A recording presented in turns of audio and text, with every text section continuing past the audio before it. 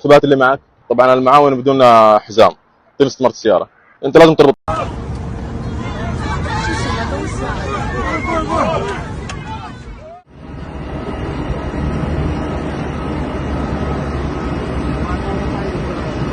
दोस्तों कुछ बड़ी और इम्पोर्टेंट जो अपडेट आ रही है वो आप तक पहुंचाने वाले हैं। सबसे पहली अपडेट दोस्तों की, अगर आप पासपोर्ट रिन्यूअल करवाते हैं यानी नया पासपोर्ट बनवाते हैं तो आप उन नए पासपोर्ट पर तब तक सफ़र नहीं कर सकते हैं जब तक आपके पासपोर्ट पर नकल मालूमात न हो जाए। नकल मालूमात हो जाने के बाद ही आप पासपोर्ट पर सफ़र कर सकते हैं। सऊदी वजाहत से एक सवाल पूछा गया जिसके जवाब में सऊदी वजाहत ने कहा है कि अगर आपने नया पासपोर्ट रिन्यूअल करवाया है तो उस पर नकल मालूमात कराइए, उसके बाद ही आप उस पासपोर्ट पर सफ़र कर सकते हैं, नहीं तो आप उस पासपोर्ट पर सफ़र नहीं कर सकते हैं। इसके अलावा एक वीडियो क्लिप आप सामने स्क्रीन पर देख सकते हैं। एक शख्स किस तरीके से एक लेडीज़ को परेशान करता है। यहाँ पर आप देख सकते हैं 500 रियाल वो देता है और बाद में 500 रियाल भी वापस ले लेता है और सामान भी ले लेता है और भी कुछ पैसे जो है वापस ले लेता है। देखिए किस तरीके से ये शख्स इस लेडीज़ को या यूँ कह लें कि अपनी बातों में उलझाकर किस तरीके से इस लेडीज़ को बेवकूफ़ बनाकर और उससे अच्छे प्रकार से पैसे हड़प लेता है, यानी अपना जो पैसा दिया है वो भी ले लेता है और सामान भी ले लेता है और भी बाकी पैसा ले लेता है, जैसा कि आप सामने स्क्रीन पर देख सकते हैं। इसकी अलावा अगली अपडेट ये है कि बिना लाइसेंस के जो लोग अपनी प्राइवेट गाड़ियों में मुसाफिरों को इधर से उधर पहुंचाने का काम कर रहे हैं उन लोगों के खिलाफ क्रैकडाउन शुरू कर दिया गया है और यहाँ पर बताया गया है कि तकरीबन 790 लोगों को गिरफ्तार किया गया है और उनके ऊपर जुर्माना लगाया गया है, जबकि उनकी गाड़ियों को जब्त भी किया गया है।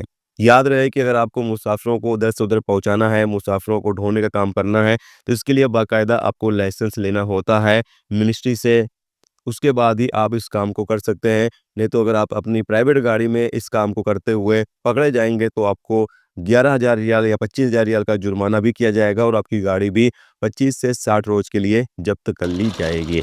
इसके अलावा अगली अपडेट यह है कि बांग्लादेश के हजरत शाह जलाल इंटरनेशनल एयरपोर्ट पर कार्गो के क्षेत्र में भयंकर आग लग गई।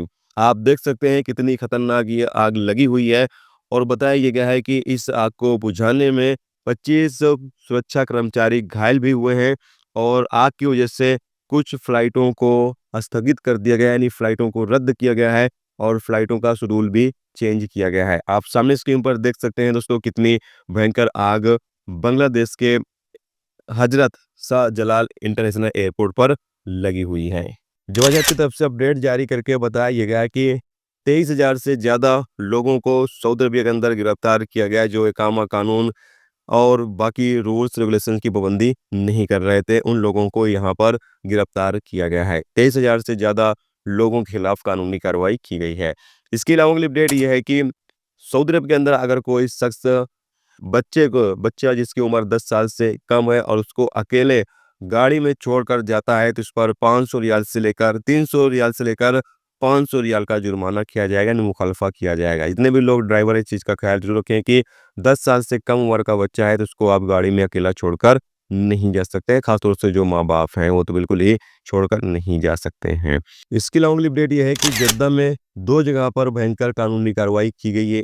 बताया गया है कि अंडे का यह गोदाम था और अंडा का डेट एक्सपायर हो चुका था, उस पर नई डेट लगाकर अंडे को दोबारा से सेल करने के लिए तैयार किया जा रहा था और जैसा कि आप सामने स्क्रीन पर देख सकते हैं अंडा पूरी तरीके से खराब हो चुका था और उसके बावजूद भी इन अंडों को दोबारा से बेचने की तैयारी की जा रही थी।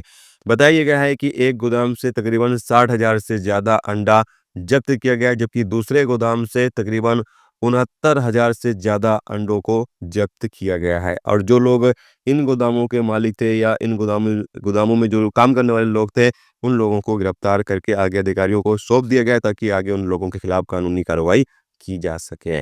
दोस्तों ये थी आज की